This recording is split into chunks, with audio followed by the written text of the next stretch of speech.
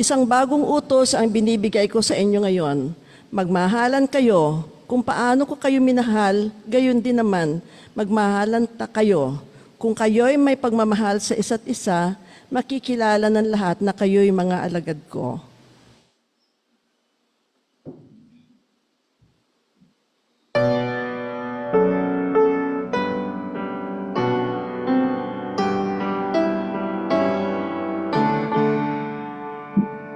Santo, Santo, Santo, Diyos na maalam, Ikaw nga'yo'y aming pinapupurihan. Kabanal-banalang makapangyarihan, Diyos na tatlong personang marangal. Santo, Santo, Santo, sa'yo nag-aalay, kirubyan ng lahat ng banal. Kirubin at serapin ay nagluluhuran sa pagsamba sa iyo walang hanggan. Santo, Santo, Santo, kahit di mamasdan ng makasalanan taong nadirinlan. Kaluwalhatian mo at kabanalan, puspus pag-ibig at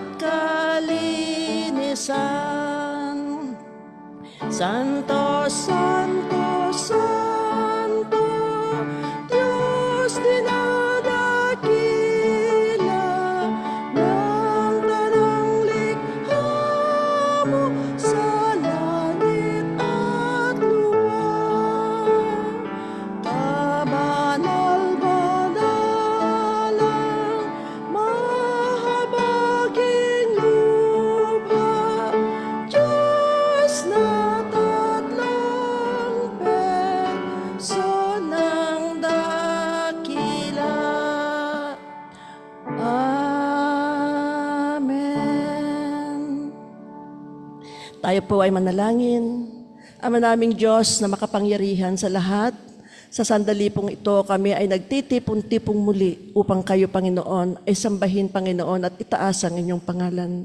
Salamat, Panginoon, sa pagkakataong ito na kami ay sama-sama, na kami, Panginoon, ay makikisama, Panginoon. Kami ay makikidulog sa inyong banal na hapunan, Panginoon. Bigyan niyo po kami, Panginoon, ng malinis na puso, kaisipan, Panginoon. At nawa, Panginoon, kami ay maging handa, Panginoon, sa pagtanggap ng inyong banal na hapunan. Salamat, Panginoon, sa pagkakataong ito na kami, Panginoon, ay muling naririto, Panginoon, upang alalahanin, Panginoon, ang inyong isinagawang huling hapunan sa iyong mga disipulo, Panginoon. Thank you so much, Lord, sa bawat isa. At Panginoon, dinadalangin namin ang inyong banal na Espiritu, Panginoon, ang lumukob sa amin, sa bawat isa sa amin. Madama namin ang inyong presensya sa aming kalagitnaan. Thank you so much, Lord, for all of your blessings. At salamat, Panginoon, sa buong isang linggo na kami, Panginoon, ay inyong iningatan. Ang lahat po ito, Panginoon, ay dinadalangin namin na may pasasalamat sa matamis na pangalan ni Jesus. Amen.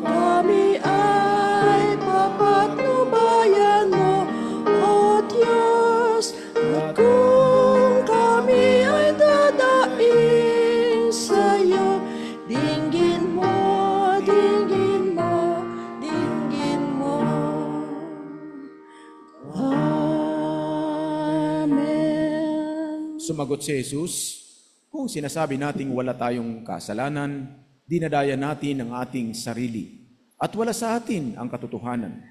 Ngunit kung ipinagtatapat natin sa Diyos ang ating mga kasalanan, maasahan nating patatawarin niya ang ating mga kasalanan at lilinisin tayo sa lahat ng uri ng kasamaan.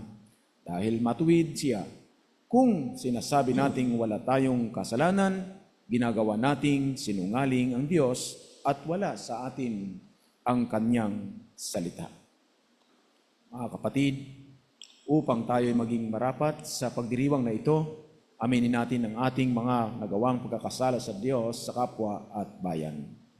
Inaamin namin sa Diyos, amang makapangyarihan sa lahat, na kami ay lubhang nagkasala sa isip, sa salita at gawa, sa aming Diyos, sa kapwa at bayan.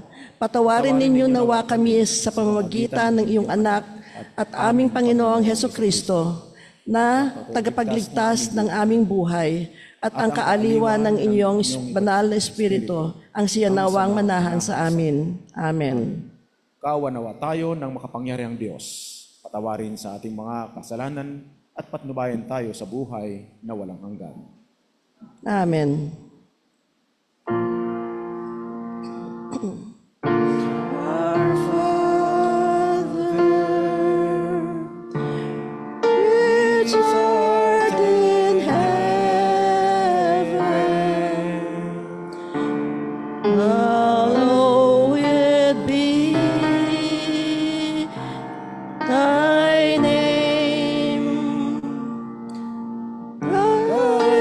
Kingdom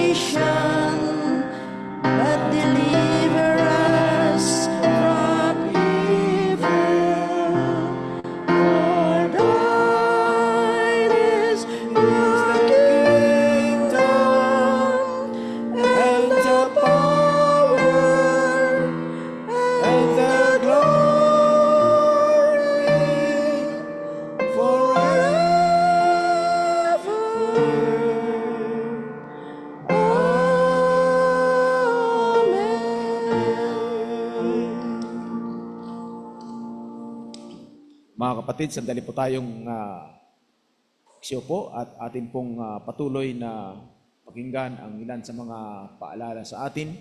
Bukas po ng umaga ang ating pong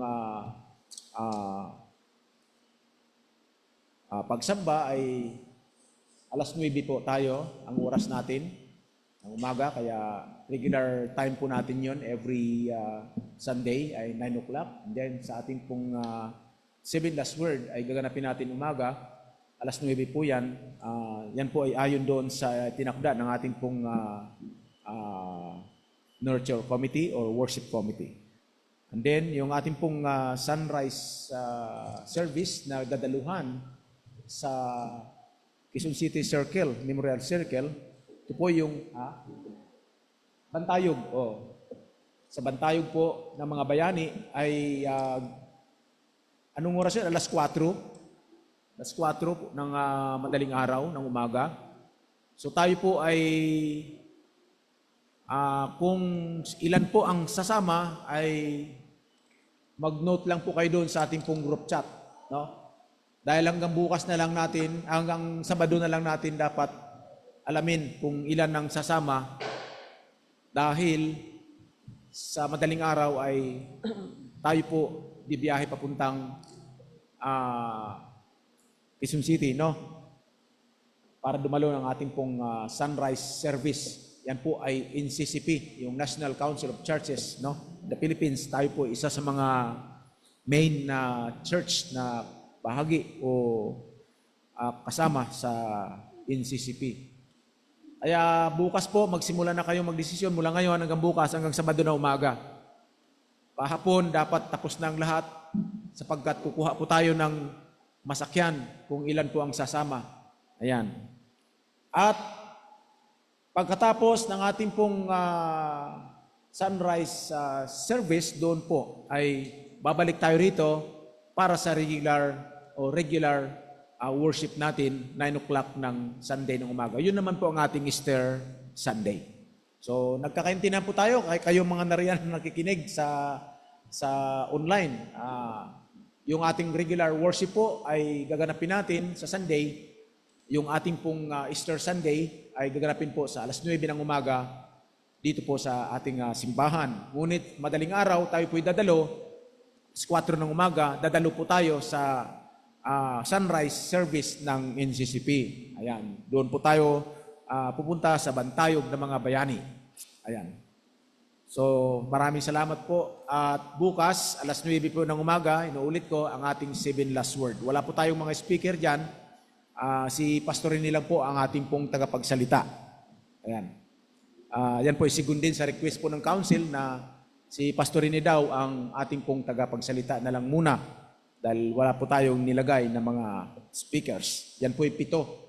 7 wika po yan. So 7 sermon din ang aking gagawin bukas. Kaya magbaon na kayo ng pagkain.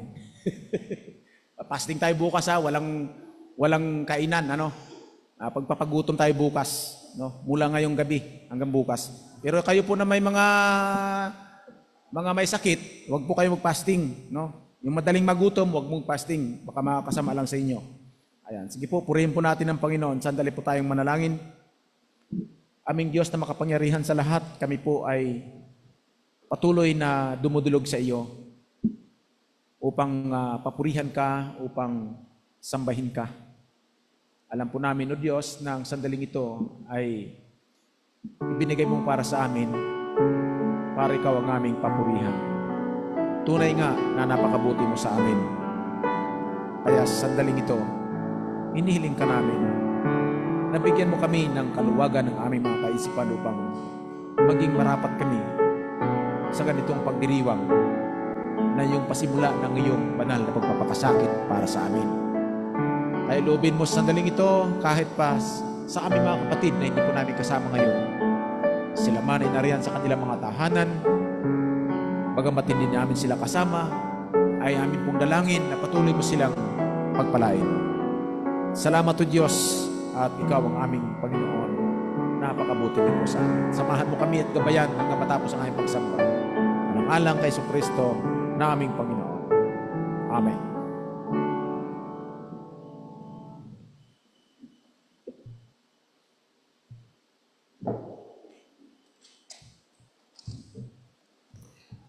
Sa ating pong unang pagbasa ng ating banal na kasulatan, buksan po natin ang ating mga Biblia sa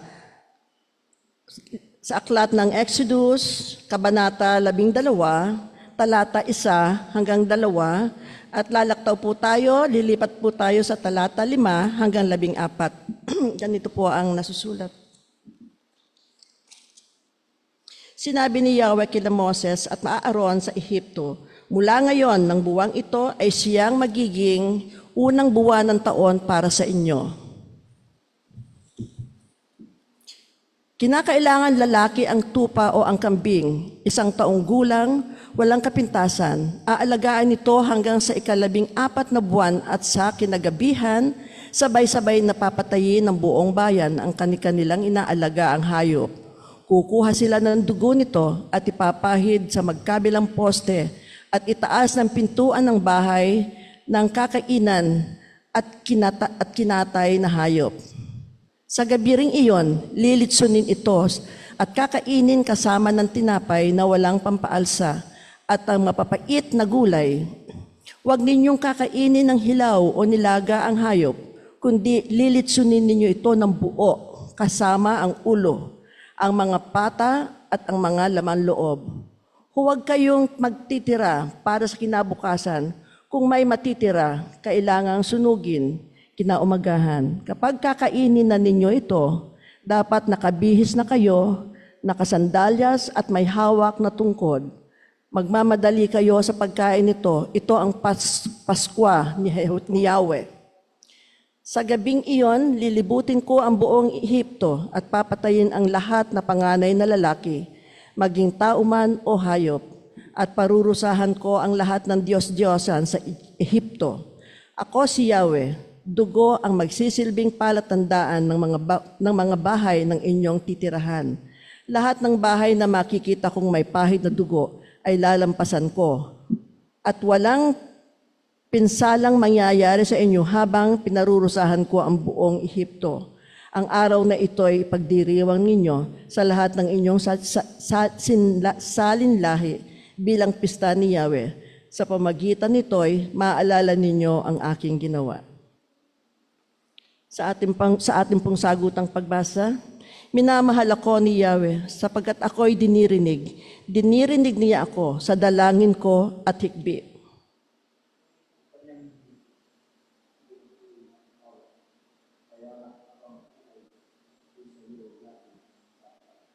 Kay Yahweh na aking Diyos, ano ang aking ihahandog sa lahat ng kabutihan na sa akin ay kaloob?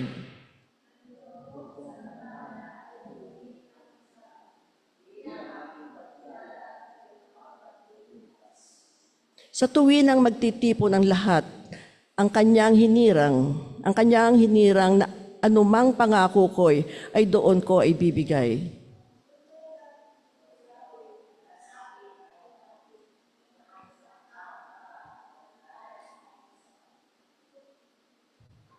Tunay ngang ito si Yahweh, malasakit ay malaki. Kung sa isang tao tapat, kamatayan ang masabat. O Yahweh, narito akong iyong abang lingkod. Katulad ng aking ina, maglilingkod akong lubos. Yamang ako'y iniligtas, kinalinga at tinubos.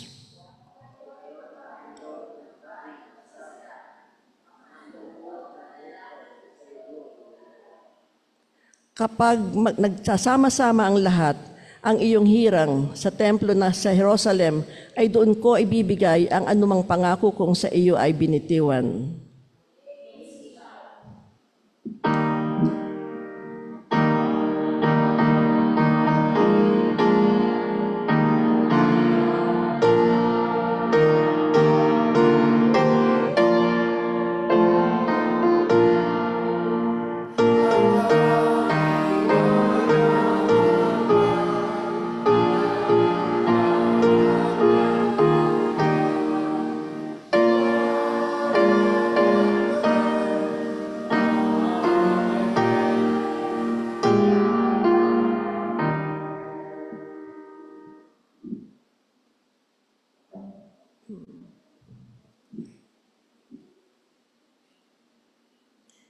Sa ikalawa pong pagbasa ng ating banal na kasulatan, Buksan po natin ang ating Biblia sa unang Korinto.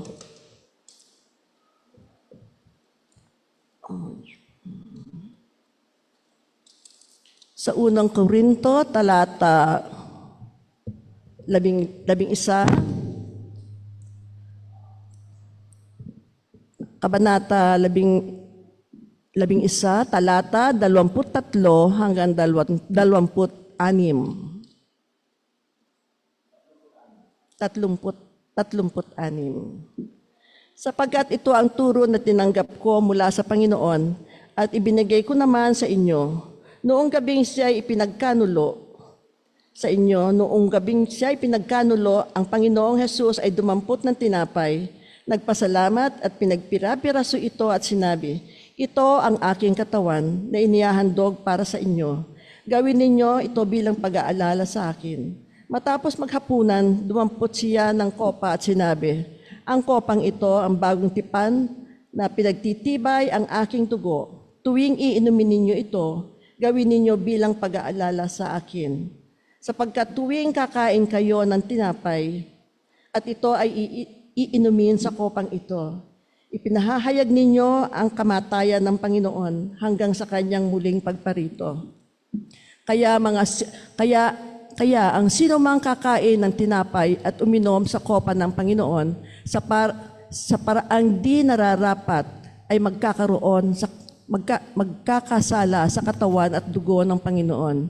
Kaya dapat siyasatin ng tao ang kanyang sarili bago siya kumain ng tinapay at uminom sa kopa. Sapagkat ang sino mang kumakain at umiinom ng hindi kinikilala ang kahalagahan ng katawan ng Panginoon ay kumakain at umiinom ng kahatulan laban sa kanyang sarili. Iyan ang dahilan kung bakit mahihina at sakitin ang marami sa inyo at may ilangang namatay na. Kung sisiyasatin natin ang ating sarili, hindi kayo hahatulan ng Panginoon. Ngunit hinahatulan tayo ng Panginoon dahil itinutuwid niya tayo upang hindi tayo maparusahang kasama ng sanlibutan. Kaya nga, mga kapatid, kapag nagkakatipon-tipon kayo upang kumain, maghintayan kayo. Kung may nagugutom, kumain muna siya sa bahay upang hindi humantong sa hatol ng kaparusahan ng inyong pagtitipon. Tungkol naman sa ibang mga bagay, saka ko ito aayusin pagdating ko riyan.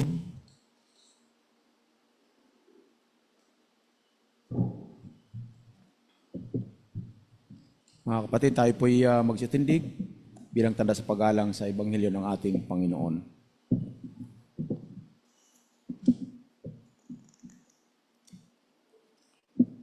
Ang Ebanghelyo ng Panginoon ayon kay San Juan. Hinugasan ni Jesus ang mga paa ng kanyang mga alagad.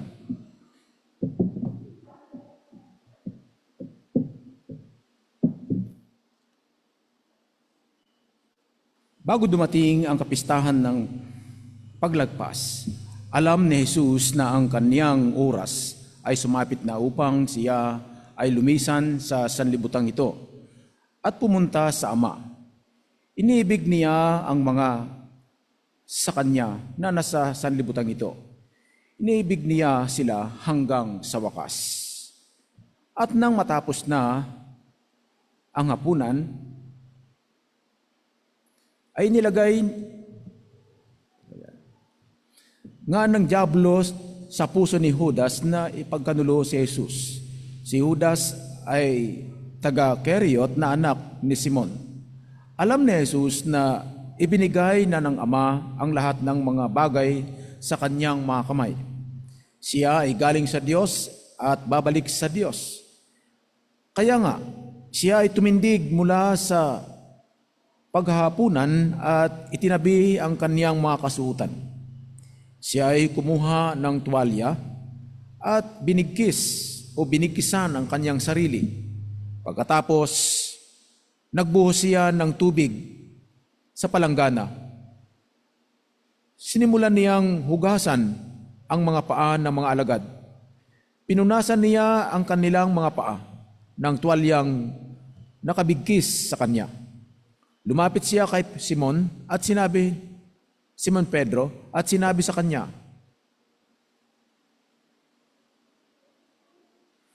Panginoon,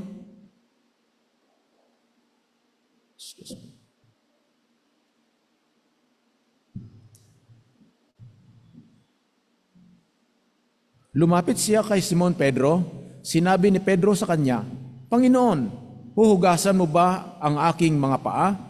Si Jesus ay sumagot at sinabi sa kanya, ang aking ginagawa ay hindi mo nababatid sa ngayon, ngunit maunawaan mo rin ito pagkatapos.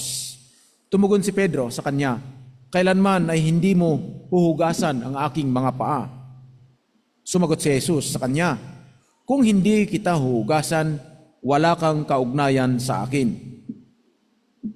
Sinabi ni Simon Pedro sa kanya, Panginoon, hindi lamang ang aking mga paa, kundi gayon din ang aking mga kamay at ulo. Sinabi ni Jesus sa kanya, ang taong nagpaliguan na ay ang mga paa na lang ang kailangang hugasan. Siya ay lubos ng malinis. Kayo ay malinis na, bagamat hindi lahat. Ito ay sapagkat alam niya kung sino ang magkakanulo sa kanya. Ito ang dahilan kaya niya sinabi, hindi ang lahat ng iyon o sa inyo ay malilinis. Pagkahugas nga niya ng kanilang mga paa, ay muling nakapagsuot ng kaniyang kasuotan. Siya ay naupo. Sinabi niya sa kanila, naunawaan ba ninyo kung ano ang ginawa ko sa inyo? Tinatawag ninyo akong guro at Panginoon. Tama ang sinasabi ninyo sapagkat ako nga. Yamang ako na inyong Panginoon ay guro at guro ay naghugas ng inyong mga paa. Dapat nga kayong maghugasan sa isa't isa. Binigyan ko kayo ng halimbawa upang inyong gawin ang tulad ng ginawa ko sa inyo. Katotohanan sinasabi ko sa inyo, ang alipin ay hindi higit na dakila kaysa sa kanyang Panginoon. Ang sinugo ay hindi rin higit na dakila kaysa sa nagsugo sa kanya. Kung alam na ninyo, ang mga bagay na ito ay pinagpala kayo kung gagawin ninyo ang mga ito. Ipinagpauna ni Jesus na ipagkakaila siya ni Pedro. Kaya nga, pagkaalis ni Judas, sinabi ni Jesus, ngayon ay naluwalhati na ang anak ng tao at ang Diyos ay naluwalhati sa kanya. Yamang ang Diyos ay naluwalhati sa kanya, siya naman ay luluwalhatiin ng Diyos sa kaniyang sarili at siya ay agad niyang luluwalhatiin. Munting mga anak, makakasama ninyo ako ng kaunting panahon na lamang. Hahanapin ninyo ako, sinasabi ko sa mga Hudyo noon, hindi kayo makakapunta sa aking pupuntahan. Ganito rin ang sinasabi ko sa inyo. Isang bagong utos ang ibibigay ko sa inyo, kayo ay mag-ibigan sa isa't isa. Kung papaanong iniibig ko kayo, ay gayon din naman kayong mag-ibigan sa isa't isa. Sa pamamagitan nito ay malalaman ng lahat na mga alagad ko kayo. Ito ay kung may pag-ibig kayo sa isa't isa. Mga kapatid, ang mabuting balita ng Panginoon para sa kanyang bayan. Diyos aming hatiin, ang inapay, gaya ng hatiin sa pagpamilin. Salita mo'y aming pinamahal, nais ang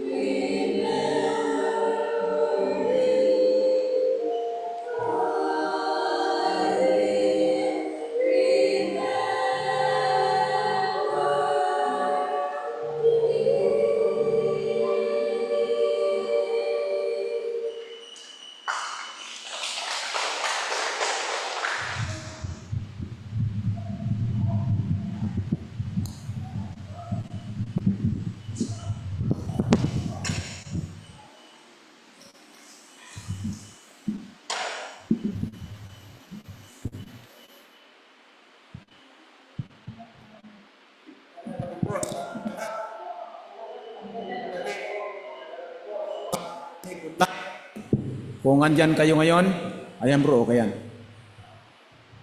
Magandang gabi sa ating lahat. Ngayon ay pagdiriwang natin paikiisa, paikisalo sa huling hapunan ng ating Panginoong Jesucristo.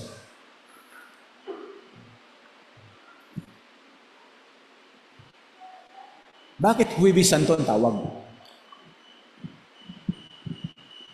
Sa book of worship natin, sa Iglesia Metodista o sa United Methodist Church, tinawag natin itong Maundy Thursday. Sa wikang English, tinawag rin itong Holy Thursday. Ang salitang Maundy ay galing, hango mula sa salitang Latin na ibig sabihin ay mandatum. Mandatum or utos or isang command or sugo. So ibig sabihin, celebrating or our celebration today to remember the Last Supper of Jesus with His 12 disciples, it is a mandatum, order by God. And it is sugo ng Diyos, command by God. Hindi po ito command ng ating simbahan, but it is command or commanded by God. Sa loob ng 40 araw na yan, may 3 araw dyan na pinili upang gawing mas mahalaga doon sa 40 araw. Ang Huwebes Santo ay Huwebes, isang araw bago ipako si Kristo sa cross. Itinalaga ang araw na ito bilang pag-alaala sa huling hapunan ng ating Panginoong Kristo kasama ang kanyang mga alagad. Kung inyong natatandaan, nung last Sunday, yung Palm Sunday natin, yung linggo ng mga palaspas, may binasa tayo doon sa Ebanghelyo na sinabi ni Jesus sa kanyang mga alagad na pumunta kayo doon sa isang nayon pag may nasalubong kayo ng isang taong may pasan-pasan na isang banga. Sundan ninyo siya hanggang sa kanyang bahay. At pagdating sa bahay niya, sabihin ninyo kung pwede bang makituloy ang guro upang magdaos sila ng kanilang huling hapunan. At kung pinaghanda ko kayo o kung mayroon ng pwedeng paghandaan, doon tayo pupunta, maghanda tayo ng ating hapunan, ng pagdiriwang ng pista ng Paskwa. O, di ba? So sa paghanda na yun po ang naging hudyat para maging huling hapunan ng Panginoon. Dahil doon niya na sinasabi ang lahat. Sinabi ng ating Panginoon na habang kumakain sila, nagpaparinig-rinig ang Panginoon. Sabi ng Panginoon, ang ibad yan. Ang ibad yan, ikakanulo niya ako niyan. O. Tapos pinaringgan din ng Panginoon, ang ibad yan nga itatatwa niya ako O. So nagpaparinig ang Panginoon sa kanila.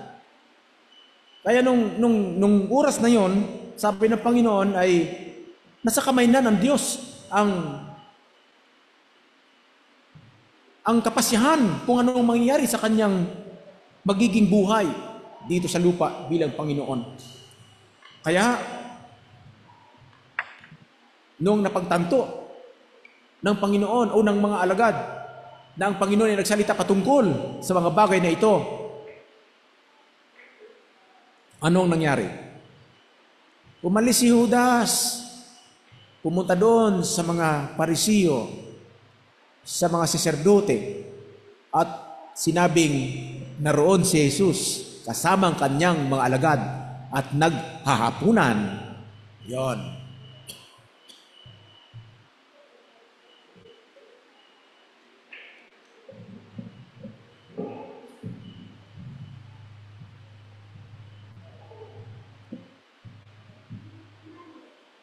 Ang salitang Maundy Thursday ay isang mandato, no? Mandato is salitang Latin ay mandatum, na ibig sabihin order or isang kautusan na dapat ginagawa ng mga tao. Sa pamagitan ng Huwebes Santo, ang pangalang ibinigay sa araw kung saan ginanap ng Panginoong Kristo ang kanyang huling hapunan kasama ang kanyang mga alagad. Dalawang mahalagang bagay ang gusto kong dalhin sa atin ngayon. Una, pinagdiwang ni Kristo ang huling hapunan kasama ang kanyang mga alagad at itinatag ang ordinansa ng salitang huling hapunan. Parang bibitayin sa atin kasi minsan yung panahon pa ng bitay nun, yung binitay, sa tuwing may bibitayin, nilulutuan nila ng mga gandang masasarap na pagkain. Lutuan nila ng sugpo, alimango, mga masarap na yan tulad litson. Sige, pakainin yan. Sige, kainin mo yan. Ubusin mo yan. Yan. So, inuubos lahat yan. Yan. Grabe rin, no? Pagkatapos kain, patayin din siya. Bakit kumain ka pa? Useless rin lang yun. No? Diba? Huling hapunan ng ating Panginoong Kristo. Isang kalagayan, isang pangyayari na kung saan ay nakatala sa kasaysayan ng Kristyanismo, ng tinatawag natin Christian history, sa pamamagitan ng mga taong nagtatag nito, nagtalaga upang ito ay ating maging kaugalian. Nakakalungkot nga lang, marami mga Kristiyano na hindi nila alam ito. Akala nila pag sinabing Huwebes Santo, Biyernes Santo, akala nila para lang sa mga simbahang Romano Katoliko. Mga kapatid, Lahat ng tayo, we are Catholic Church. Kung inyong magtanong kayo sa akin, part tayo ng Catholic Church. Hindi lang tayo Romano. Yan laging tandaan ninyo mga kapatid. Bakit? Doon po sa ating Apostles' Creed nakalagay doon, I believe in God. I believe in the Holy Spirit in the Holy Catholic Church. Ang salitang Catholic doon, yung small c. Ibig sabihin, universal, sumasalahat, sumasamundo, pandaigdigang simbahan. Ay part tayo ng pandaigdigang simbahan. Ang Iglesia Metodista ay simbahan sa buong mundo. Kaya kabilang tayo doon sa ating dasal na yan, na Apostles' Creed, nakalagay doon, sumasampalataya ako sa Espiritu Santo, sa banal na iglesia ang laganap. Alam naman sabihin mo sa banal na iglesia di ba? Sa banal na iglesia ang laganap, ibig sabihin, iglesia ang pandaigdigan sa buong mundo. So our tradition is Catholic tradition. Hindi ito Buddhism. Hindi ito Taoism. At hindi ito Shintoism. Hindi ito Judaism. Ito ay Catholic tradition. Ang ating pananampalataya, ang ating relihiyon ay Kristiyano. At ang ating simbahan ay Metodista.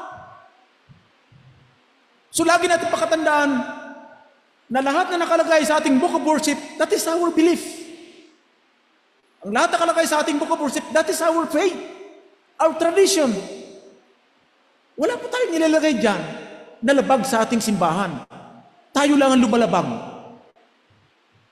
Mga miyembro lang ang lumalabag dyan. Hindi po simbahan ang lumalabag. Dahil ang simbahan nandyan lang. Maraming mga miyembro na ayaw nilang i-celebrate yan. Pero, sineselebrate naman po ng iba. Di ba nakakalungkot? Di ba? Pero pagdating ng ibang mga celebration na hindi naman angkop sa ating pananampalataya, nagsiselebrate tayo. Di ba? Pag nagdibo ang anak nyo, grabe ang mga invitation. Di ba? Pamangkin ko nga, nagdibo.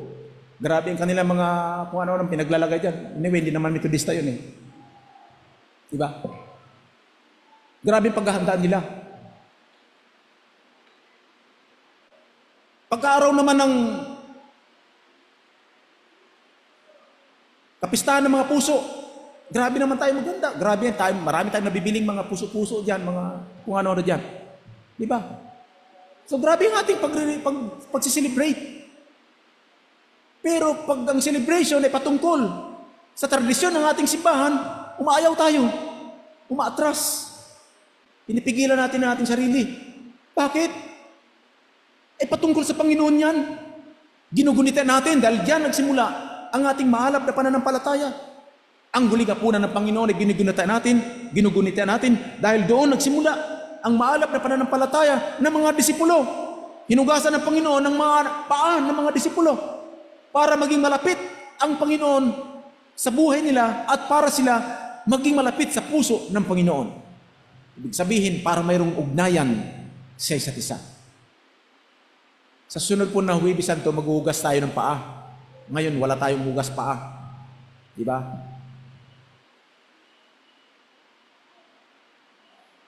Ang paghuhugas ng paa ng Panginoon sa mga alagad ay tanda ng kanyang pagpapakumbaba at paglilingkod. At sa gayon, ay magbibigay ito ng liwanag sa kaisipan ng kanyang mga alagad na sasabihin nila, batay ka, guro ka namin? Batay ka, Panginoon ka namin? Ikaw naghuhugas sa paa namin? Kaya si Pedro matras nag-aalanganin nahihiya siya Hindi ko alam kung baka marumi ang paa ni Pedro, kaya naalanganin siyang, siyempre naman, malayo ang kanilang paglalakbay. Kaya naalanganin siya na magpahugas sa paa sa Panginoon o sa paa, kanya magpahugas ng paa sa Panginoon. Sabi ng Panginoon, kung ayaw magpahugas, hindi wala kang kaugnayan sa akin. So ibig sabihin, ang paghugas ng Panginoon ng paa sa kanyang mga alagad ay tanda ng kanyang pagpapakumbaba at paglalapit ng kanyang sarili sa tao at ang tao sa kanyang sarili. Kaya nga ang Panginoon, siya ang mediator natin. Siya ang mediator natin. Tagapamagitan sa atin, sa Ama. Siya ang ating tagapagligtas para makapunta tayo sa Ama. Kaya nga mayroong cross. Yung ganon, pahalam na yon, yun po yung ibig sabihin nun, siyang namamagitan sa atin. Ang relasyon natin sa kapwa-tao sa isa't isa. Na tayo pinag-aangkop ng Diyos sa isang damdamin, sa isang dahilan. Anong sabi ng Panginoon? Nakalagay doon, napakalinaw, magmahalan kayo sa isa't isa. Ang sabi niya rito, magmahalan kayo sa isa't isa. Upang malaman ng tao na mga alagad ko kayo. Ito ay about relationship. Pahalang relasyon ng Panginoon sa tao at ang relasyon ng tao sa kapwa-tao.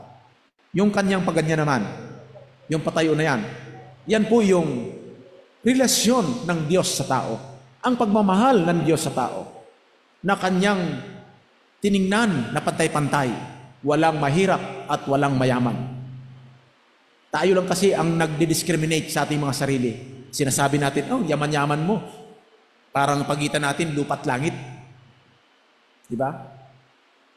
Ang yaman-yaman, tayo lang nagdi-discriminate ng sitwasyon. Pag sinabing, ang mahirap ka lang, pobre ka lang, para sabihin ko sa'yo, pobre ka lang. Yung mga ganun, no? Parang lumalabas na yung kanta ni Sharon Cuneta, tubig at langis. Yan. Tubig at langis. Yan.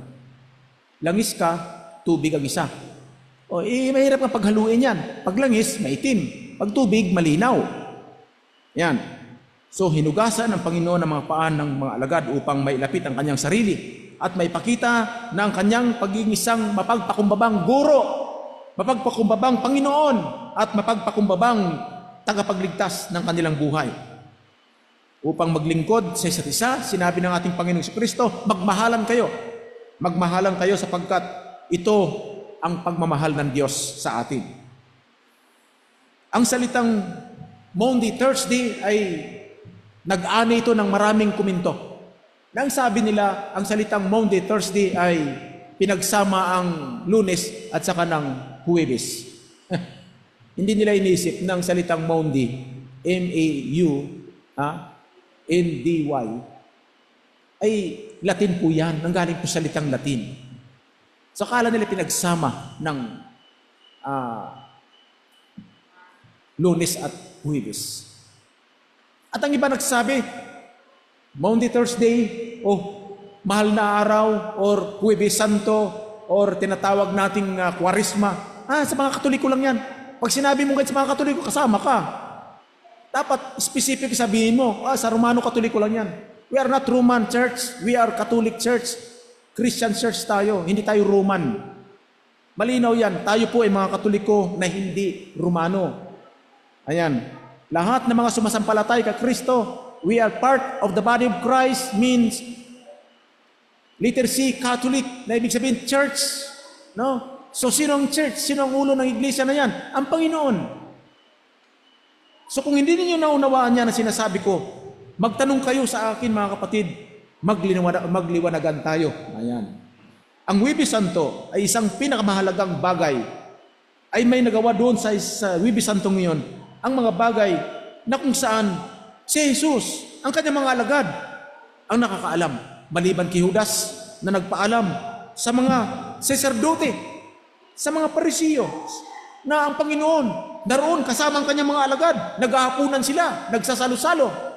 Ayan. So, ipinag-uutos ng Biblia na tayo na ang Huwebes o na ang panahon ng pagdiriwang, panahon ng pagdiriwang ng panalhapunan ng ating Panginoon ay ang araw ng Huwebes Santo. Yan. Isang mabuting bagay ang nalalaman ng mga alagad. Ang mga mabuting bagay na ito ay ang pag-ibigan sa isa't isa, pagmamahalan, at ang pagpapakumbaba. Ang pagpapakumbaba ay isang tanda ng pagiging isang mananampalataya. Pagpapakumbaba ay tanda ng pagiging isang Kristiyano. Ang pagpapakumbaba ay isang tanda ng pagiging isang relihiyoso na leader, na pinuno. Ang Panginoon ay isang pinuno. Leader. Ay sa panahon ito, pag ikaw isang leader, taas ka. Hindi ka na maarok, hindi ka na malapitan, ang hirap hanapin. Barangay Tanod nga lang, mayabang na. So ano pa kaya mga nakakataas sa kanya? So ganyan po ang sistema ng ating lipunan, ng ating mundo, ng ating panahon. Kapag ka sila ay naluklok, isang leader, mataas na ang tingin nila sa kanilang sarili. Mataas na ang kanilang reputasyon na gusto nila yun ang gawin sa kanya ng mga tao. Subalit si Jesus bilang isang leader, nagpapakababa. May nakikita ba kayong mayor na hugasan ng inyong paa dyan? Wala naman di ba? O yung kapitan na walisan ang inyong harap ng bahay? Wala naman Wala yan. Hindi mangyayari yan. Subalit ang Panginoon, ang lahat ng bagay ginawa niya para sa kanyang mga alagad. Ang pagdaraos ng banal na hapunan ng ating Panginoon ay isang espesyal na gawain. So ang Huwebes Santo, ang huling hapunan na ginagawa natin tuwing Huwebes Santo, kasama ang paghugas ng mga paa, ay isang espesyal na gawain ng ating iglesia. Ang pag-aalala natin sa hapunan ng ating Panginoong Kristo kasama ng kanyang mga alagad ay isang mabuting bagay. Hindi po ito masama. Hindi pupunta kayo sa church dahil Huwebes Santo, dahil meron tayong pagsamba, hindi po masama yan. Kung nagagawa ng iba na sila'y magpakahirap dyan, maglakad, magprosesyon, ginagawa nila yan dahil yun ang kanilang pananampalataya. Ang iba nagagawa nilang magbasa ng pasyon, magdamag. Bakit kaya nila yan? Magdamag pa yun, nagbabasa. Kristiyano rin yun. Tayo Kristiyano rin. Diba? Pag nagbasa tayo ng salita ng Panginoon, lalo pa sa unang pagbasa, ikalawang pagbasa, hirap na tayo. Samantalang sila magdamag, wala lang. Basta binabasa nila yon. O sino nagbabasa dyan, mga kapatid? Nakakatuwa. Ang mga nagbabasa ng mga tao na nakatakutan sa una, mga tao, alam nyo, sila nagbabasa. Nakakatuwa. Alam nyo mga kapatid kung bakit? Ginagawa nila yan dahil gusto nila ipakita na kahit sa huling sandali ng kanilang buhay o sa buong buhay nila, isang bisis, isang taon na nagbigay sila ng kabutihan sa Diyos. Magbabasa sila, pinitisya sila, bumagdamag, magbabasa yan. Isang mabuting bagay na ginawa nila. Hindi ko tinitingnan ang kanilang kasamaan. Ang tinitingnan ko, kahit ano pang ginawa nila, ang tinitingnan ko yung sakripisyo na ginawa nila, nagbabasa sila magdamag. Nagpupuyat sila na nagbabasa. Saksihan ko yan, mga kapatid, sa likod nito. Magdamag yan. Nagbabasa sila.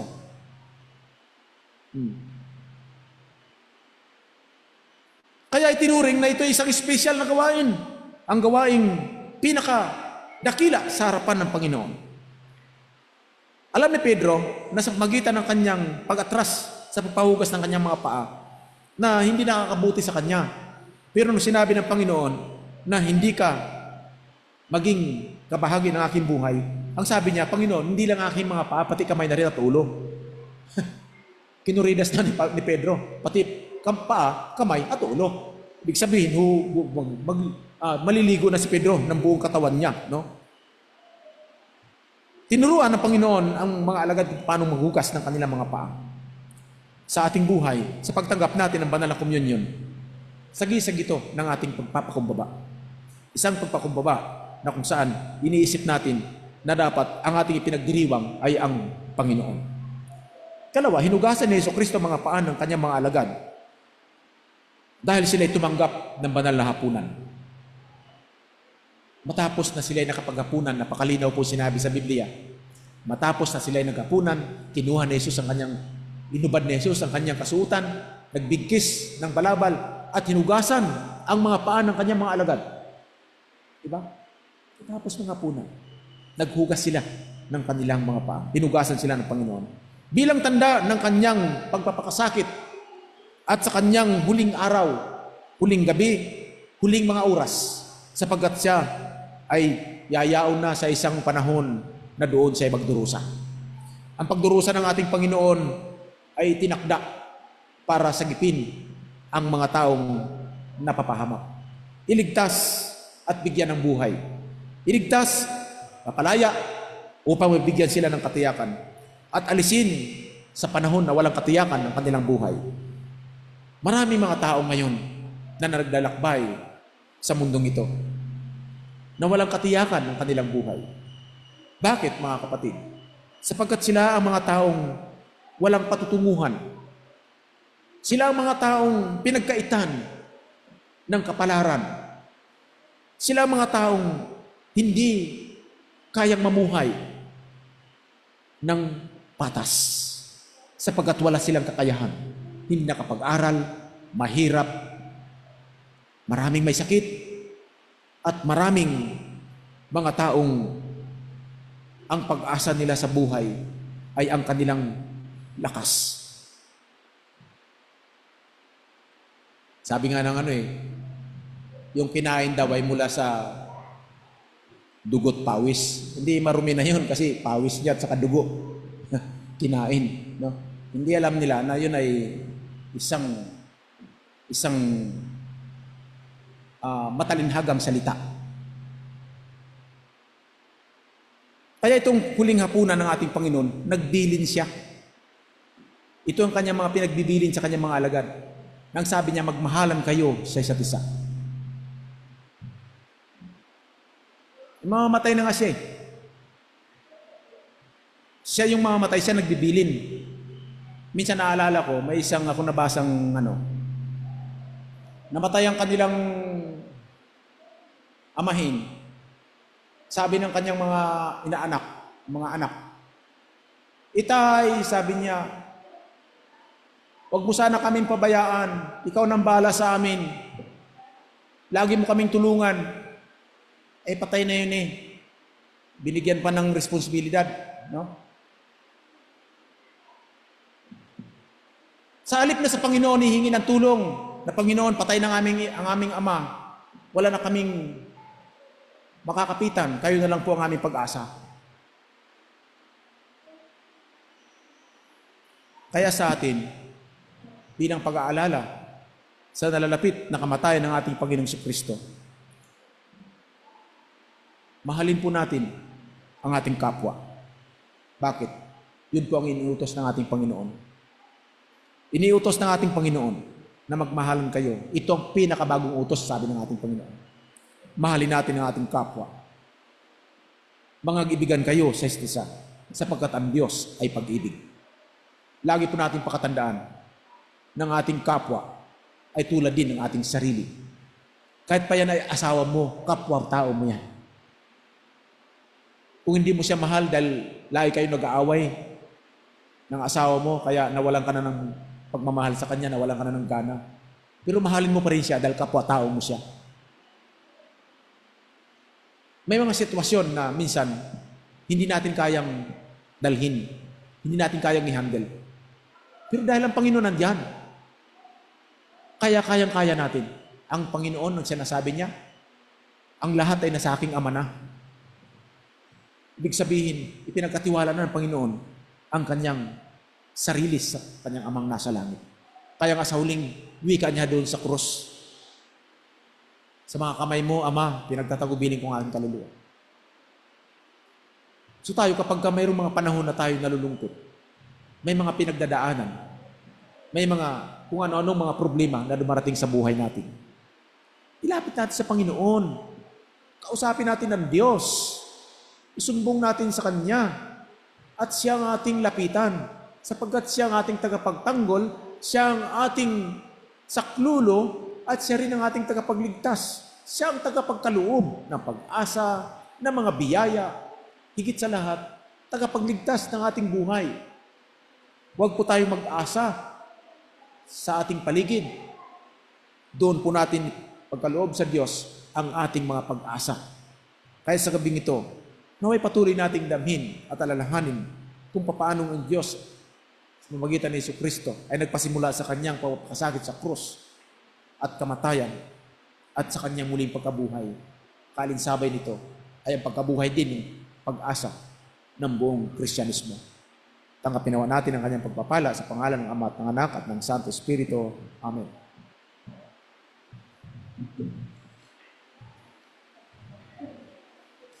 Ayon po sa Deuteronomio Kabanata 15, talata 10 hanggang 11, ganito po ang sinasabi, "Pahiramin ninyo sila ng maluwag sa inyong kalooban at pagpapalain kayo ni Yahweh sa lahat ng inyong gagawin. Kailan may hindi kayo mawawala ng mga kababayang nangangailangan. Kaya sinasabi ko sa inyo, ibukas ninyo ang inyong mga palad sa kanila." Ating pong dalahin ang ating alay sa harapan habang tumutugtog ang ating pianista.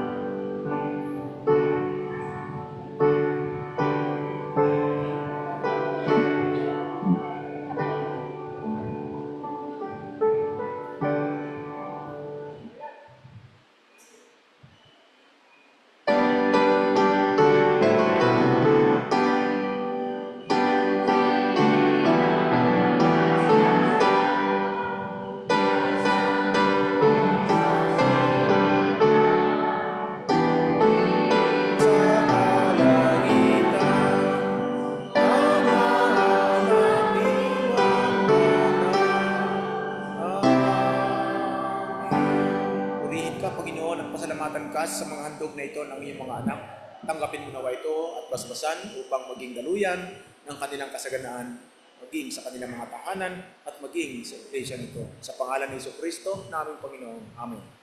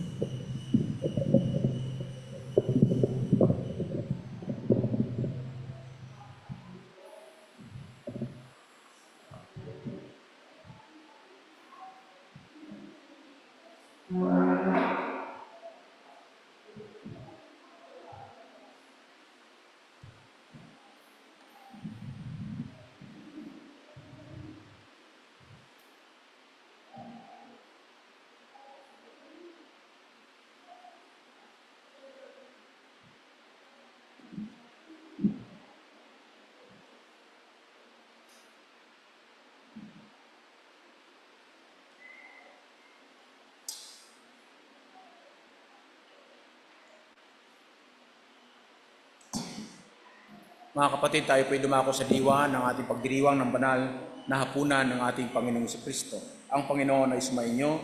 At sumainyo rin. Tayo ay magpasalamat sa Panginoon. Ito ay marapat at matuwid na gawin.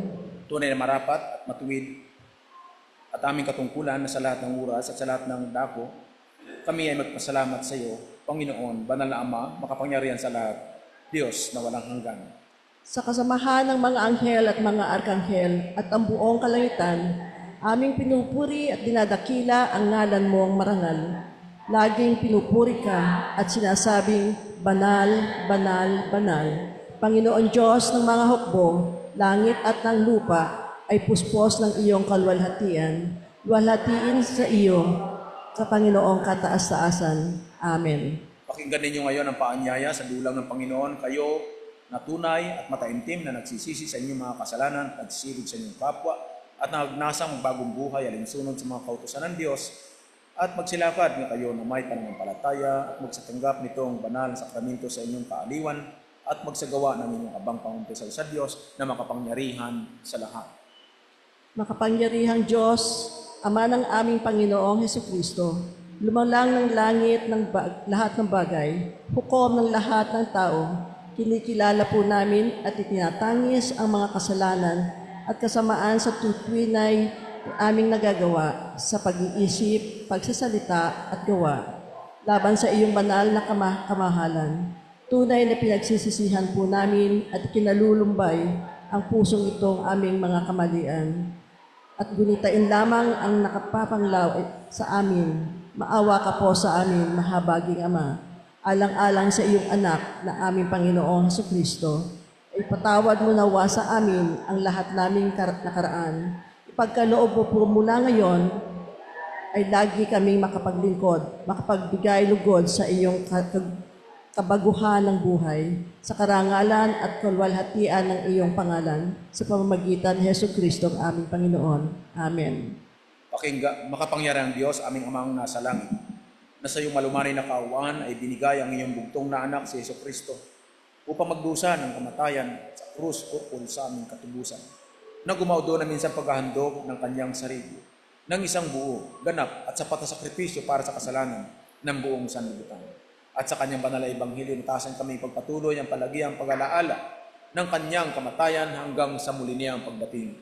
Dinggin mo nawa kami, o mahabaging Ama, mapagpakumbabang sinasamo namin sa iyo na ipagkaloob na kami magsistanggap nitong tinapay at alak ayon sa habilin ng iyong anak at aming tagapagligtas na si Jesucristo sa pagunitan ng kanyang kamatayan, pagkasakit at pagkabuhay na muli. Ay makabahagi kami sa kalikasang banal sa pamagitan niya, na nung gabing ipinagkanulo siya ay kumuha ng tinapay at na makapagpasalamat ay binigay sa kanyang mga alagad at sinabi, "Kumuha at kumain kayo sapagkat ito ang aking katawan na ibinibigay para sa inyo, sapagkat ito sa ikapagpapatawad ng inyong mga kasalanan. Gawin ninyo ito sa tuwing kayo ay kakain sa pag-alala sa akin."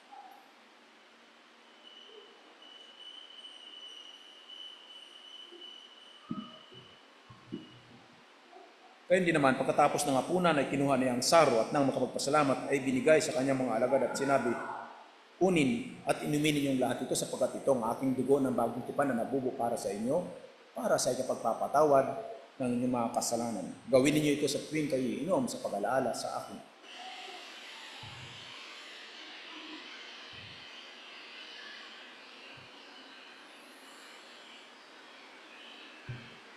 Mga kapatid, ipahayag po natin ang ating Kristiyanong pananampalataya.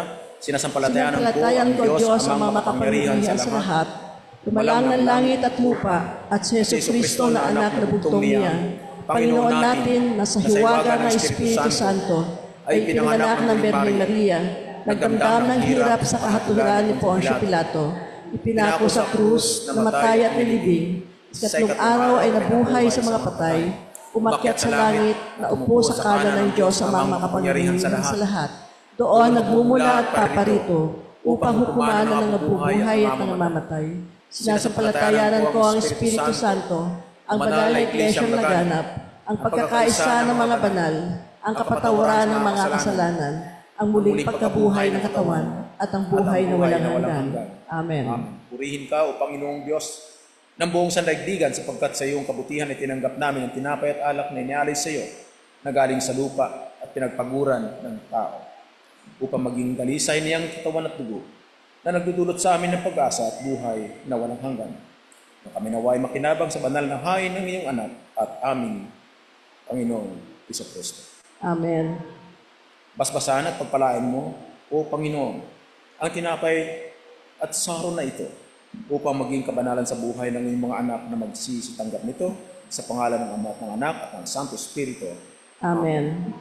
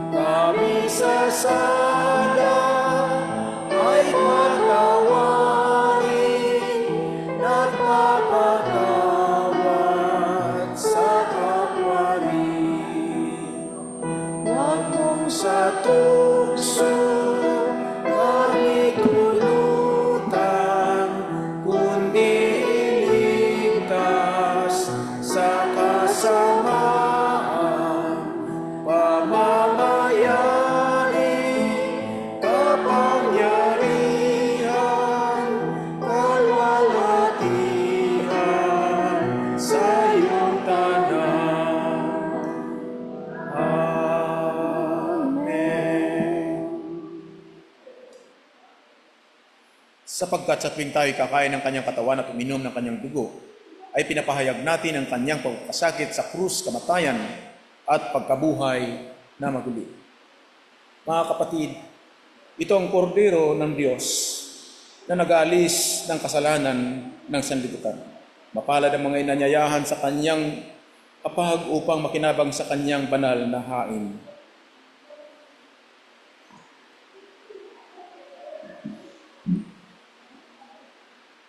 Mga kapatid, atin pong tanggapin ang banal na hapag ng ating Panginoon Kristo, tanda ng ating pag-alaala sa kanyang huling hapunan. May mga bata po, unahin po natin ang mga maliit na bata at pwede rin po nating sabayan.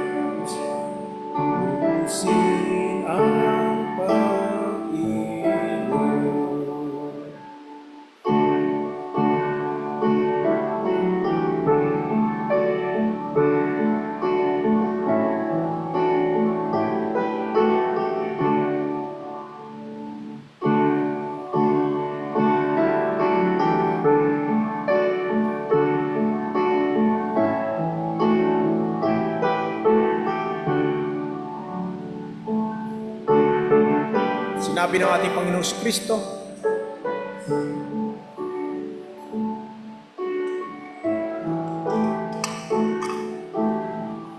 ako ang tinapay na bumaba mula sa langit.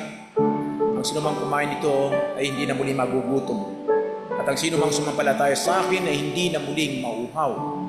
Mga kapatid, sa ganitong diwa, tanggapin ninyo ang kanyang pagpapala at kayo magsitindig na taglay ang kanyang kapayapaan sa pangalan ng Ama at ng Anak at ng Santo Espiritu. Amen.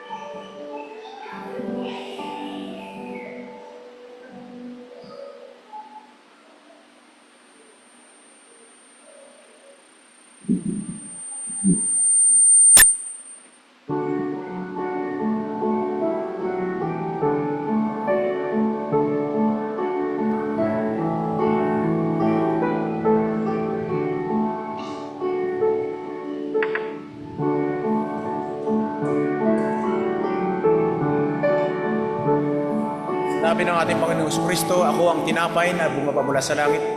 Ang sinumang kumain nito ay hindi na muling magugutom. At ang sinumang sumampalataya sa akin ay hindi na muling mauhaw. Mga kapatid, tanggapin ninyo kanyang pagpapala sa magitan ng inyong paikinabang ng hapag na ito. Kayo'y maging bahagi na ng katawan ni Kristo. Tanggapin nawa kayo ninyo ang pagpapalang ito sa pangalan ng Ama at ng Anak at ng Santo Espiritu. Amen.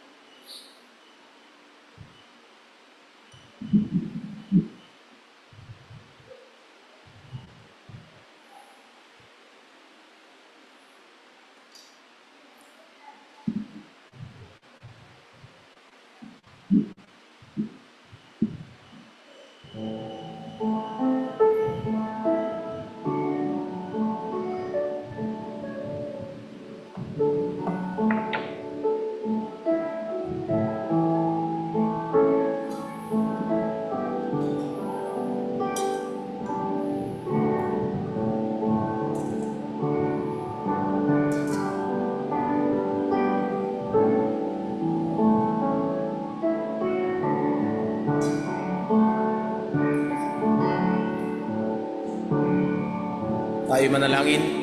Aming Diyos, maraming salamat sa sandaling ito. Sa aming pagtanggap ng iyong banal na hain, ay makabahagi kami sa iyong huling hapunan bilang pag-aalala sa iyong pagpapakasakit at sa iyong kamatayan hanggang sa iyong muling pagkabuhay. Gawin mo kaming kalugod-lugod sa iyo sa aming pakikinabang ng hapag na ito ay maging karapat-dapat ang aming buhay sa iyo sa bawat araw. Alang-alang kay Jesucristo na aming Panginoon. Amen.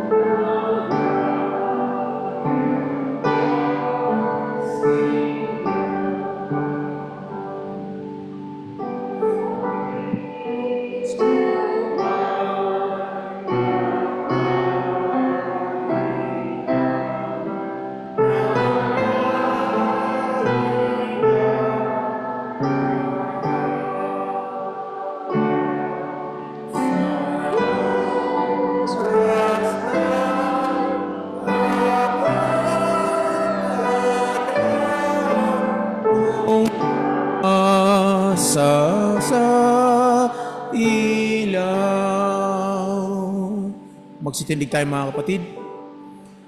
Tayo manalangin. Panginoon naming Diyos, sa sandaling ito, narito kami magtatapos sa aming pagsamba bilang pag-aalala sa iyong huling hapunan.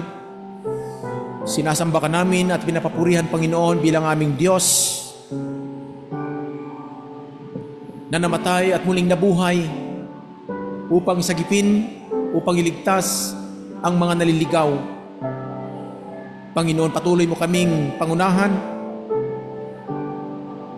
Alisin mo sa amin ang mga pasanin, kahirapan, kalungkutan, sakit, mga problema, mga pagsubok. Tulungan mo kaming patuloy naming maalala ka sa aming buhay kahit wala kami sa loob ng iyong iglesia.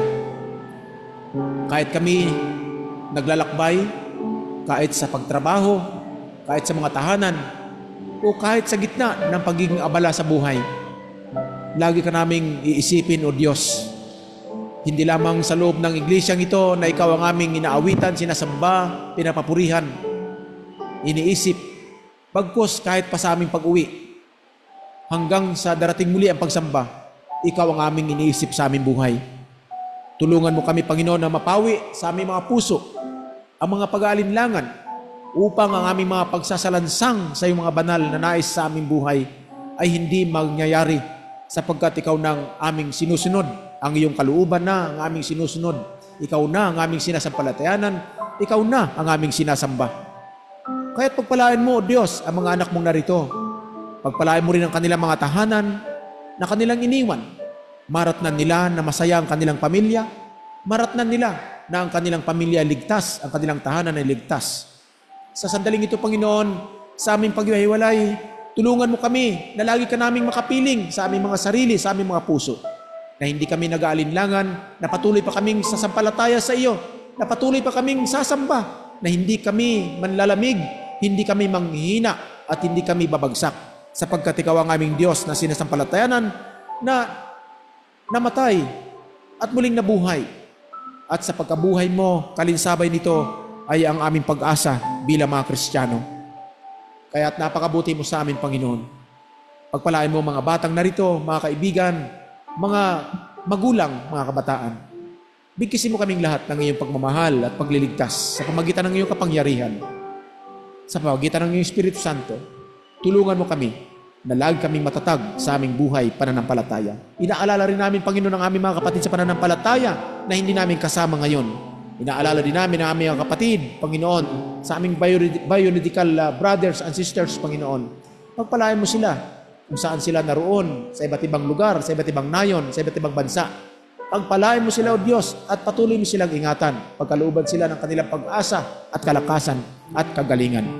Sa sandaling ito, ibalik namin sa iyong lahat na papuri at tinataas ka sa aming mga kalagitnaan at pinapasalamatan ka, O Diyos. At dinadakila ka namin alang-alang kay Kristo na aming Panginoon. Amen.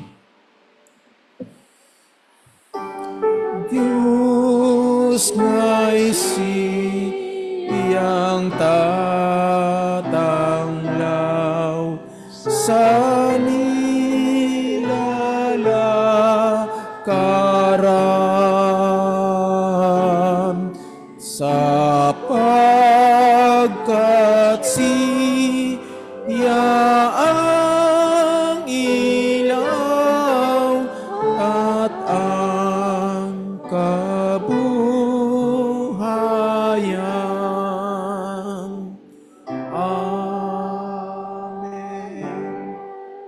Mga kapatid, tanggapin natin ang pagpapala sapagkat ang ating Panginoong Kristo ay sinilang upang tayo ligtas sa pamagitan ng kanyang amang nasa langit, sa pamagitan ng kanyang Espiritu Santo.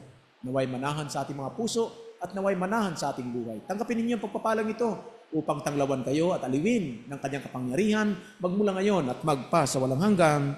Amen.